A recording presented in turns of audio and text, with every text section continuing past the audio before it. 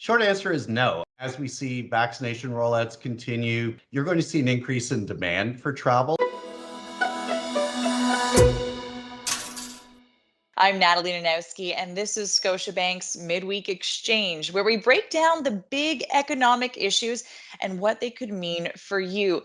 Brett House is here to help us with all of that. He's Scotiabank's VP and Deputy Chief Economist. Hi, Brett. Hi, Natalie. Good to see you.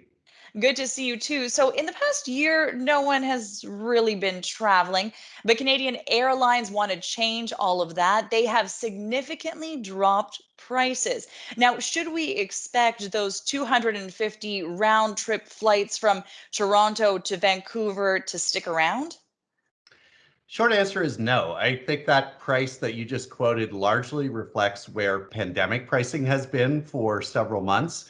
And as we see vaccination rollouts continue, people looking at potentially a two-dose summer rather than a one-dose summer, you're going to see an increase in demand for travel. And that pressure on what are the few planes that are actually in action right now is probably going to provide airlines some pricing power to start raising those ticket prices in the near future. Airlines took a lot of employees and a lot of planes out of action during the pandemic. And so what they're going to try to balance is bringing those people and that equipment back into service and keep it on pace with the increase in demand. If one runs ahead of the other, that's going to have an impact on the prices they can charge.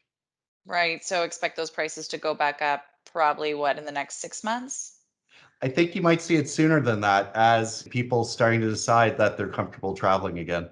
Another thing we're seeing right now is car sales. They've recovered to pretty much pre pandemic levels, especially used cars. Those are doing really well. What is going on there? Should people hold off buying a car? Well, you have seen a real switch in how some of the auto sales markets are working, where two-year-old, trucks are getting priced at the same levels as brand new vehicles.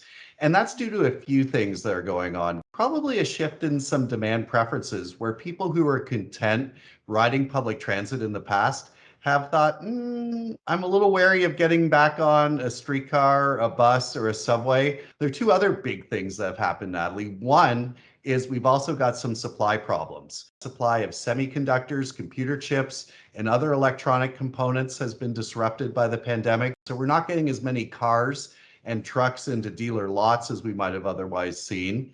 And you've also got a big demand coming into the market from rental car companies.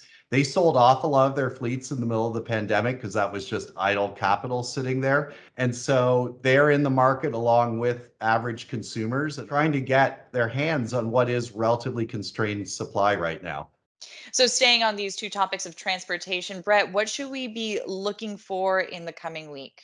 We'll need to keep watching provincial governments over this week and into the next few weeks ahead to see how their reopening plans are evolving and the impact that will have on travel and auto sales decisions is likely to be pretty significant. Perfect. Thanks so much, Brett.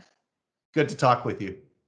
Good. We'll have more on the midweek exchange coming up next Wednesday.